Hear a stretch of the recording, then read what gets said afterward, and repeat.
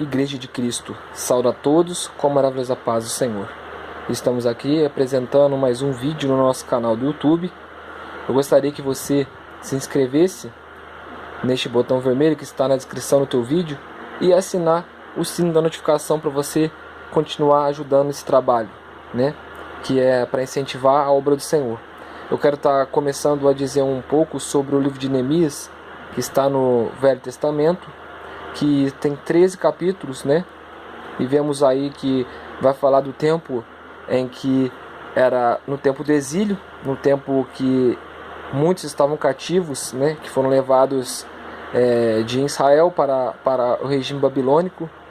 E vamos ali falar de um tal Ciro, que foi eleito por Deus, né? Foi levado para a Babilônia para libertar o povo, né? Ciro era o libertador do Senhor, né? Porém estrangeiro, era persa, estava na frente dessa grande obra para quebrar esse regime persa e levar todos aqueles que estavam cativos de volta para Israel. Mas aí a gente vai ver Esdras, que era sacerdote, mas vamos falar de Neemias. Neemias ele teve uma grande missão. Antes de Neemias começar essa missão, Neemias ele era o copeiro do rei Artaxerxes.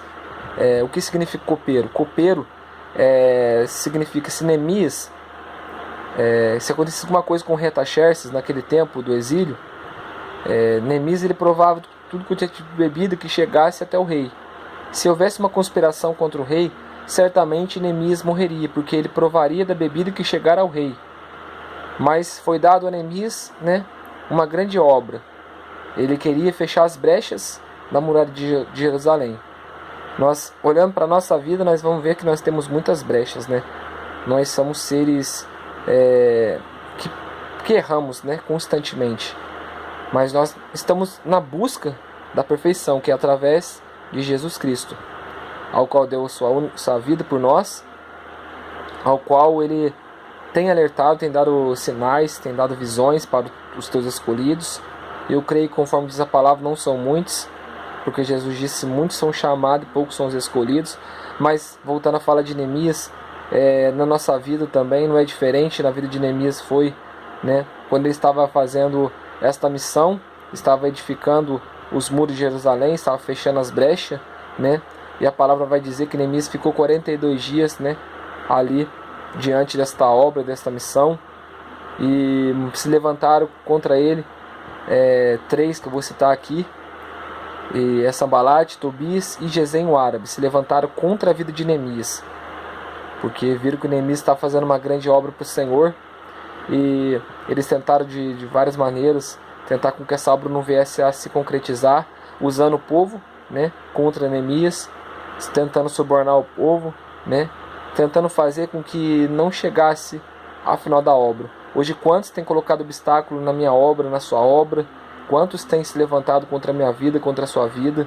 Isaías vai dizer que nenhuma ferramenta preparada contra ti prosperará, que também, assim na vida de Neemias, não prosperou. Os seus inimigos todos caíram por terra. As atitudes de Sanbalate, de Tobias e de Gesem eram fazer com que Neemias não concluísse essa missão. Mas eu venho dizer para você essa tarde, se você tem uma grande missão, se você tem um compromisso com a palavra de Deus, eu convido a você a cada vez mais ser um adorador por excelência. Eu convido a você, diante do seu problema agora, a medite na palavra, dobre o seu joelho, ora, faça a obra do Senhor, né? Os verdadeiros escolhidos estão passando por dificuldade, por lutas extremas, mas não digo para você desistir, porque aqui em Neemias capítulo 6 vai dizer que Neemias olhou para o Senhor enquanto ele orava, e ele disse para os teus inimigos: estou fazendo uma grande obra, de qual modo não poderei descer.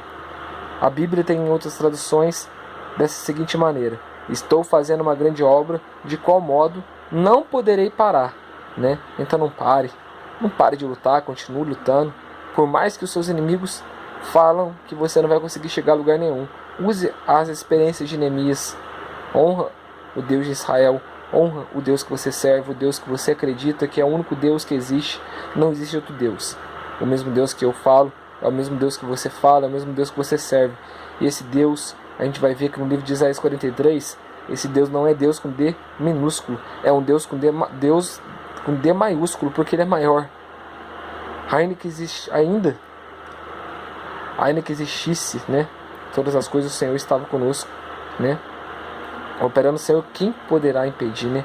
Ainda que houvesse dia, eu sou. Não há ninguém que possa fazer escapar das mãos do Senhor, porque Ele opera, Ele está no controle e Ele é o único Deus. Fiquem todos na paz do Senhor. Boa tarde.